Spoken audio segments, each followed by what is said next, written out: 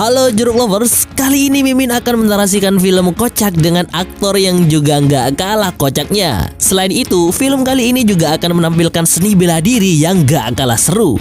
Yaps, film ini berjudul Fast of Fury yang dibintangi oleh Stephen Chow, yang mana beliau sudah sangat terkenal dengan film-filmnya yang sangat menghibur dan syarat akan komedi anti mainstream. Oke guys, tanpa berlama-lama, langsung saja kita ke kisah lengkapnya.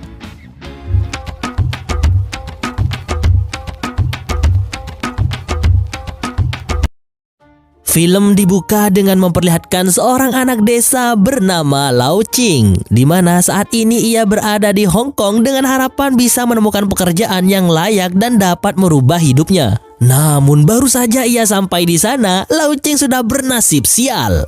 Ya, barang bawaannya dicuri oleh berandal yang bernama Smart. Lau Ching pun mengejarnya dan meminta barang tersebut dengan baik-baik. Seakan gak memperdulikan Lau Ching, ia pergi meninggalkannya, bahkan juga sempat menendangnya. Hal itu membuat hilang kesabaran Lau Ching.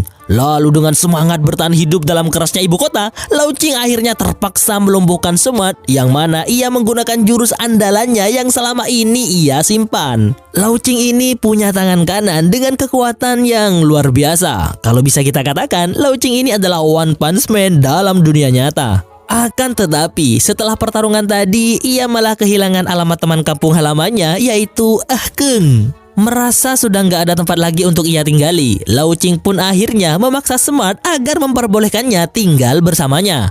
Namun bukannya dibawa ke rumah tempat ia tinggal, Smart malah membawa Lau Ching ke tempat wisata biologis alias rumah bordil. Puas dengan mengakali Lau Ching, ia pun langsung pergi. Sementara itu Lau Ching yang nggak tahu apa-apa segera diusir dari tempat itu karena nggak mampu bayar. Kesal karena ditipu, Lau Ching pun mencari Smart sampai ke apartemen miliknya. Sesampainya di sana, ia meluapkan emosinya dengan menelanjangi Smart.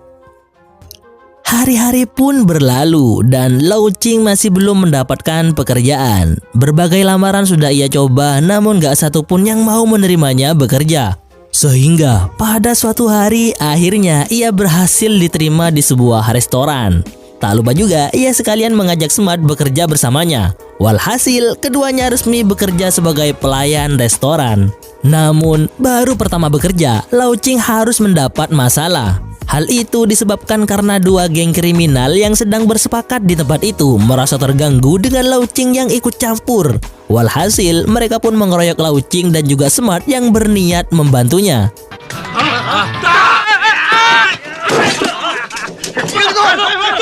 Saat mulai terdesak, Smart pun mengambil pisau dan menyandra seorang wanita. Wanita itu bernama Mandy. Namun sial baginya karena wanita yang ia sandra adalah murid dari perguruan bela diri bernama Fok.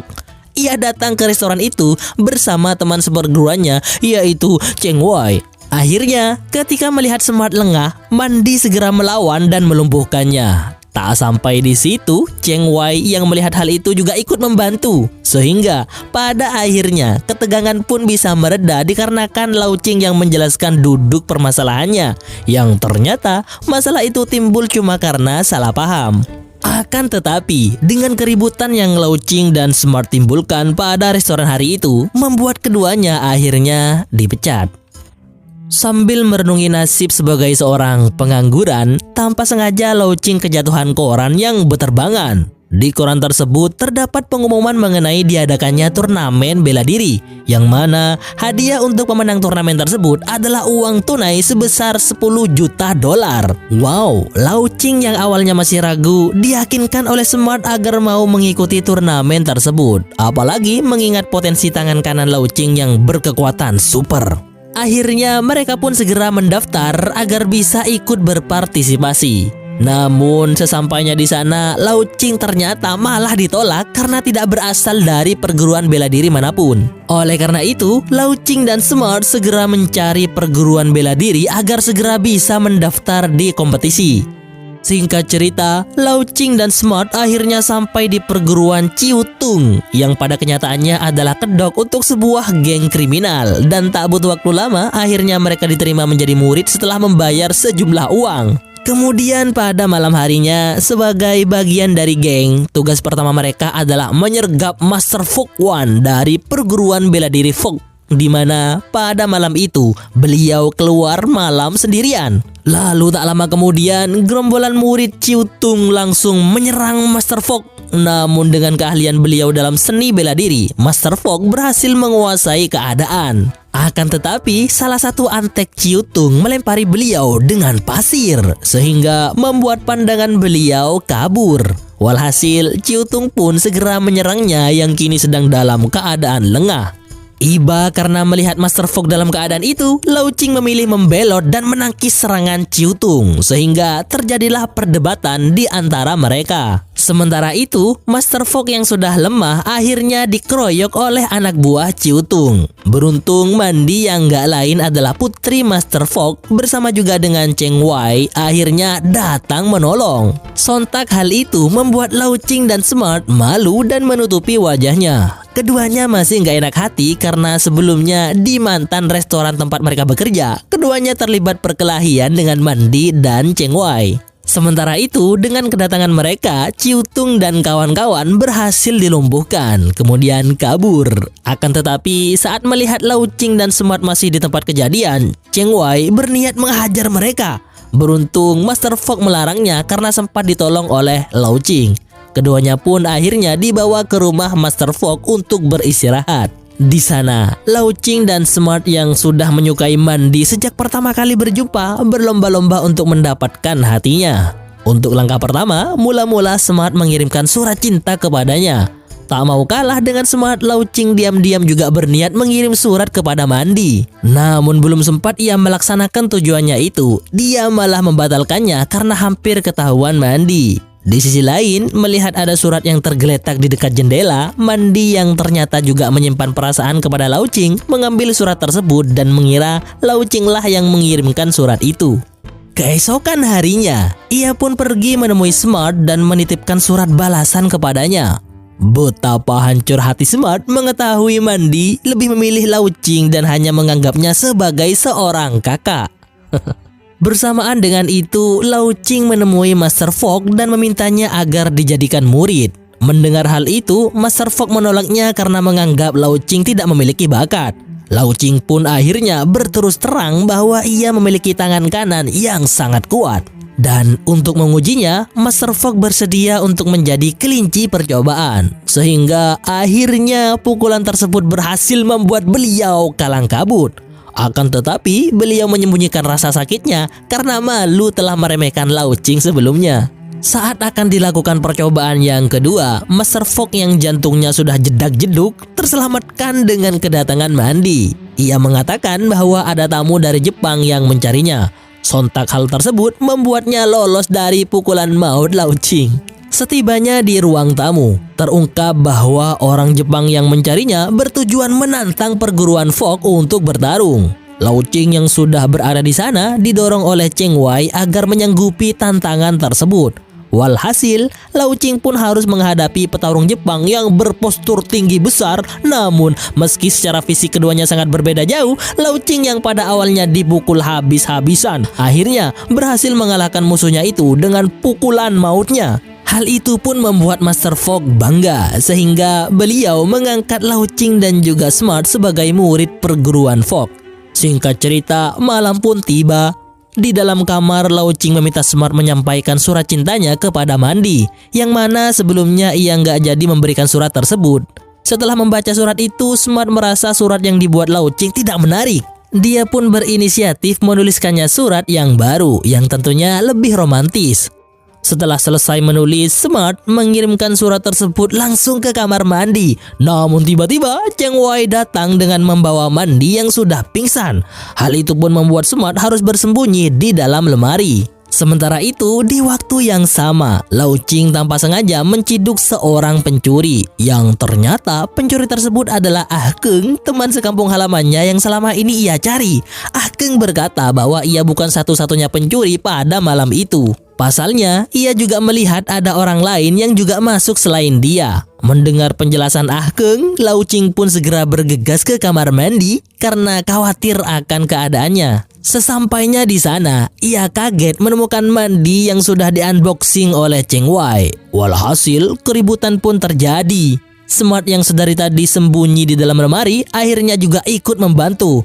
Namun mereka tiba-tiba berhenti ketika Master Fogg datang. Hal itu pun dibuat kesempatan oleh Cheng Wai untuk memfitnah Lau Ching. Ia mengatakan pada Master Fogg bahwa Lau Ching berniat memperkosa Mandi. Nggak terima difitnah oleh Cheng Wai, ia pun membantah tuduhannya dan balik menuduh Cheng Wai. Dan untuk menguatkan argumennya, Lau Ching menjadikan Ah Keng sebagai saksi atas kejadian itu. Namun karena Ah Keng kedapatan mencuri, Master Fogg akhirnya lebih mempercayai Cheng Wai. Hal itu sekaligus membuat Lau Ching, Smart, dan juga Ah Keng diusir dari tempat itu.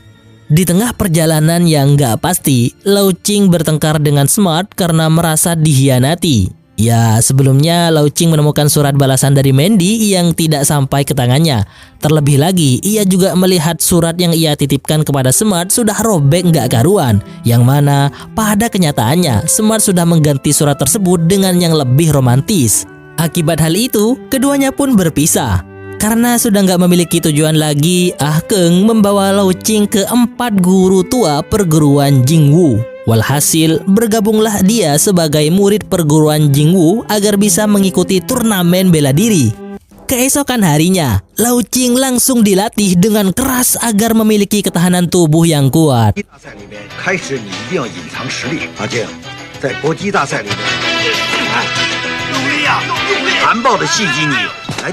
Tanpa terasa, hari yang dinantikan telah tiba. Lau Ching dan kawan-kawan pun akhirnya mulai memasuki gedung pertandingan. Sementara itu, Smart yang juga berada di sana memanfaatkan keadaan dengan menjadi calo tiket. Selang beberapa waktu, turnamen bela diri akhirnya dimulai. Yang mana Lau Ching dengan pengalaman baru yang ia dapat saat berlatih mampu mengalahkan lawannya satu persatu. Di mana salah satu musuh yang dapat ia kalahkan dengan mudah adalah Master Chiu Tung yang tak lain adalah mantan gurunya. Di sisi lain, perguruan Fogg yang mengirimkan 2 delegasinya juga berhasil lolos dengan mudah, yang mana 2 orang tersebut adalah Master Fogg sendiri dan muridnya, Cheng Wai. Walhasil sampailah Lau Ching pada babak semifinal. Pada babak itu, ia harus berhadapan dengan Master Fogg yang juga baru lolos dari babak sebelumnya. Sedangkan di final, Cheng Wai sudah menanti pemenang antar keduanya. Saat pertandingan akan dimulai, Mandi pergi ke ruang ganti untuk mengambil obat untuk ayahnya, di mana di sana sudah ada Lau Ching yang bermaksud menjelaskan kesalahpahaman di antara mereka. Namun belum selesai ia bicara, Cheng Wai dan komplotannya datang dan menghajarnya. Sementara itu, Mandi bergegas keluar untuk memberikan obat tersebut kepada sang ayah. Namun setibanya Mandi di depan ring pertandingan, ia tidak menemukan Master Fogg di sana. Rupanya, beliau sudah berada di depan ruang ganti miliknya, sehingga tanpa sengaja ia mendengar pengakuan Cheng Wai yang membuat ia tercengang. Selepas dari ruang ganti, Lau Ching segera bersiap-siap untuk menghadapi Master Fogg. Bersamaan dengan itu, Master Fogg yang juga sudah kembali ke tempat semula merasa lega karena sudah mengetahui sebuah kebenaran. Lalu saat sudah berada di atas ring, beliau mengungkapkan permohonan maafnya kepada Lau Ching. Beliau juga memberi semangat kepadanya agar berusaha sekuat mungkin sehingga berhasil menjadi pemenang. Dan akhirnya pertarungan pun dimulai.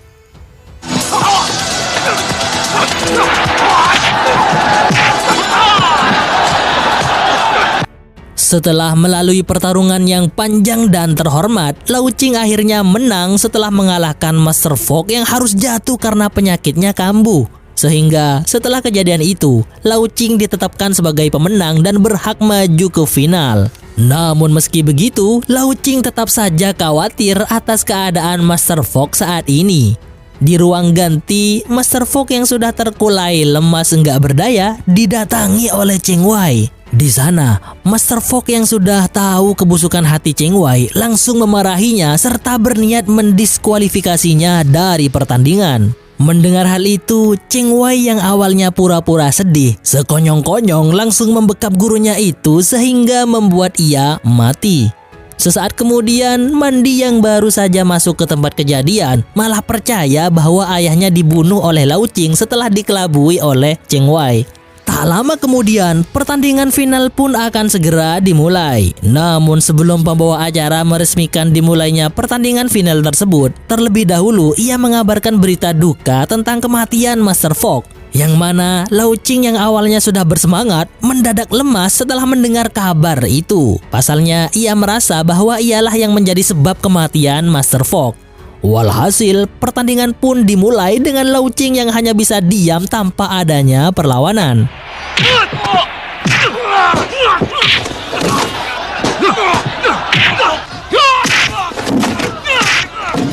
Di tempat lain, Mandi yang masih syok dengan kematian ayahnya dibuat kaget oleh salah satu antek Cheng Wei yang akhirnya berterus terang. Ia menjelaskan sebenarnya yang membunuh Master Fox adalah Cheng Wei. Begitu juga pemerkosaan yang sempat akan menimpanya beberapa waktu yang lalu. Namun tepat setelah ia menyelesaikan penjelasannya, antek-antek Cheng Wei yang lain datang untuk menghajarnya dan juga Mandi.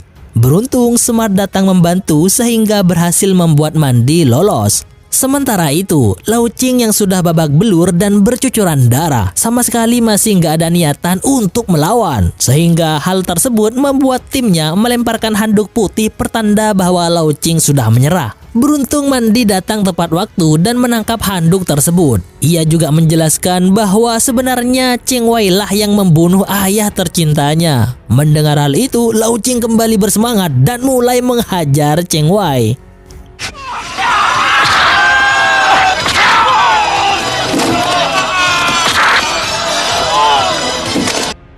Dengan semangat bercampur emosi yang bergejolak, Lau Qing menghajar Cheng Wei tanpa ampun. Sehingga dengan serangkaian serangan yang ia lancarkan, akhirnya berhasil membuatnya mengalahkan Cheng Wei. Walhasil, Lau Qing pun dinobatkan sebagai pemenang.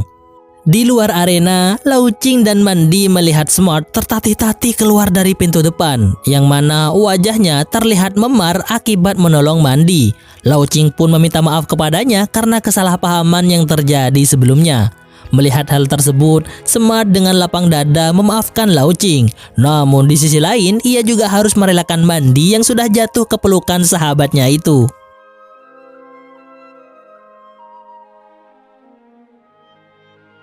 Belum dikatakan hebat orang yang memiliki kekuatan fisik yang luar biasa. Entah itu pukulan, tendangan, bahkan kentut yang mematikan selama ia nggak bisa mengarahkannya ke jalan kebajikan. Cukup sekian dari saya, semoga terhibur dan sampai jumpa di video selanjutnya.